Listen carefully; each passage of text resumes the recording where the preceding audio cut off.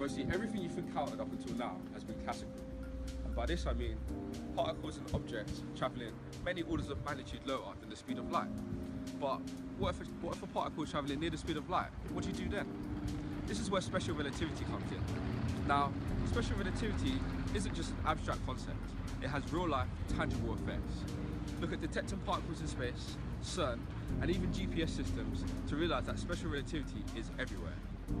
Now, special relativity can seem a bit complex at first, but in this video, we'll break down these concepts for you so you can easily pass your ICAs and your finals. If you want to follow us to Newton Square, we'll show you concepts involving time dilation and length contraction.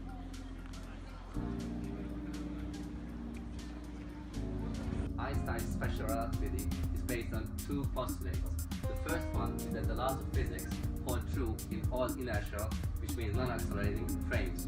And the second one is that the speed of light, c, is constant in all inertial frames.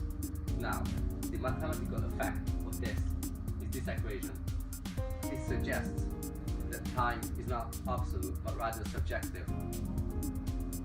To see why we can't see this in our everyday life, let's plot gamma against v.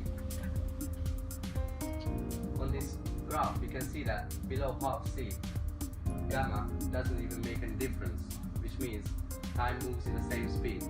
To visualize this, how it can affect space-time, let's take a thought experiment. For example, imagine you're on a train. Like this one. Shall we hop on?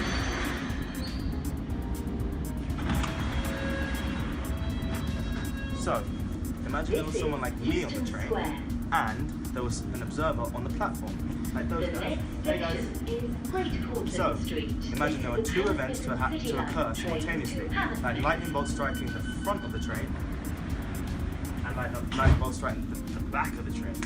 So, what would happen? Well, the observer on the platform would see the lightning bolt strike at the same time. Well, what about me? Due to Einstein's second postulate, light speed's constant, but I'm moving forward, so towards the front.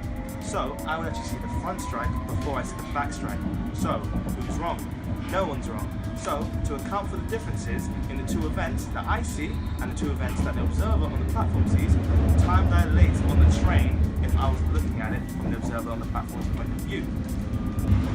So that's how time dilation works, but we're not done yet. What if I told you that a train this long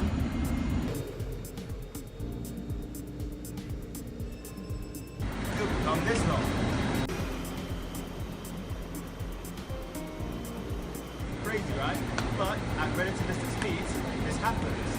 This phenomenon is space contraction and occurs with time dilation. Space contraction and time dilation go hand in hand. So when one happens, the other happens at the same time. So if we were to imagine the same scenario of the train moving in constant velocity and someone on the platform, we have the two time frames both linked by the boost factor denoted gamma, and as you can see, time dilation and space contraction are inversely related. So as one gets bigger, the other gets smaller. So if we were to put in some numbers, the train would be approximately 100 meters, and if we were to imagine a relativistic speed, highly unlikely, 0.6 c, that the train was moving, we put in the numbers for the person on the rest frame. We have that as you square this, we'll call that v.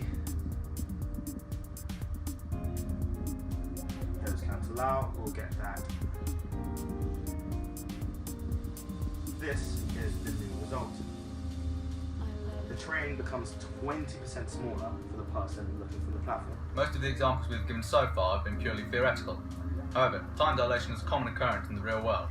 For example, in the detection of muons on Earth. A muon is a subatomic particle created when cosmic rays from the Sun hit the atmosphere of the Earth. They have an extremely short lifespan, on average approximately 2.2 microseconds. This means that by all rights, they should decay before reaching the surface of the Earth.